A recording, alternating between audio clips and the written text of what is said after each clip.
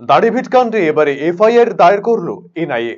আদালতের কাছে তারা আবেদন জানিয়েছে দাড়িভিটে 2 ছাত্র মৃত্যুর ঘটনায় তদন্ত সংক্রান্ত যাবতীয় নথি যেন তাদের হাতে তুলে দেওয়া হয় রাজ্য পুলিশের তরফে। উল্লেখ্য 2018 সালের সেপ্টেম্বরে শিক্ষক নিয়োগকে কেন্দ্র করে অগ্নিগর্ভ হয়ে উঠেছিল উত্তর দিনাজপুরের ইসলামপুরের দাড়িভিট হাই স্কুল। ঘটনায় রহস্যজনকভাবে গুলিবিদ্ধ হয়ে মৃত্যু হয় রাজেশ সরকার এবং তাপস বর্মন নামে 2 প্রাক্তন ছাত্রের। পুলিশের বিরুদ্ধে গুলি চালানোর অভিযোগ করেন স্থানীয়রা।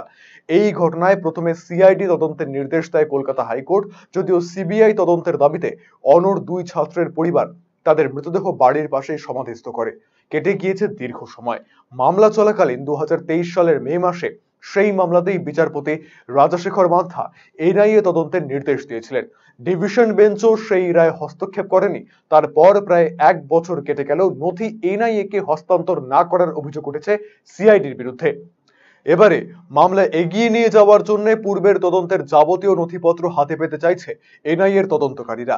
ঘটনাকে ধামাচাপা দিতেই রাজ্য সরকার নানা প্রচেষ্টা চালিয়ে আসছে বলে সরব হয়েছে মৃত 2 ছাত্রের পরিজনেরা।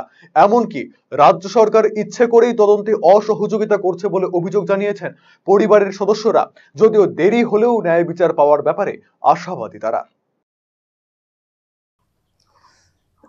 এফআইআর দায়ের তো আরো আগে করা উচিত। 6 বছর হয়ে গেল আমরা বিচার পাচ্ছি না, রাজ্য সরকার আমাদের বিচার দিচ্ছে না। রাজ্য সরকার কোর্টকে খালি মিথ্যা কথা বলছে, মিথ্যা তথ্য দিচ্ছে, যার জন্য আমাদের এতদিন পিছিয়ে যেতে হলো।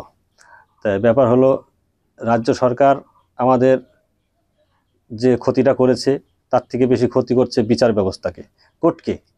কিন্তু কোর্টকে সেটা বোঝা উচিত যে এই রাজ্য সরকার কেমন কাজ করছে।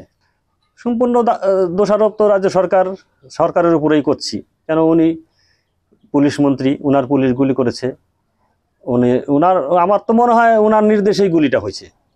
কেন যে রাজ্য সরকারের অনুমতি ছাড়া সিংহ যেমন বাচ্চা দিতে পারে না, তাহলে পুলিশ তো রাজ্য সরকারের অনুমতি ছাড়া গুলি করতে পারে না।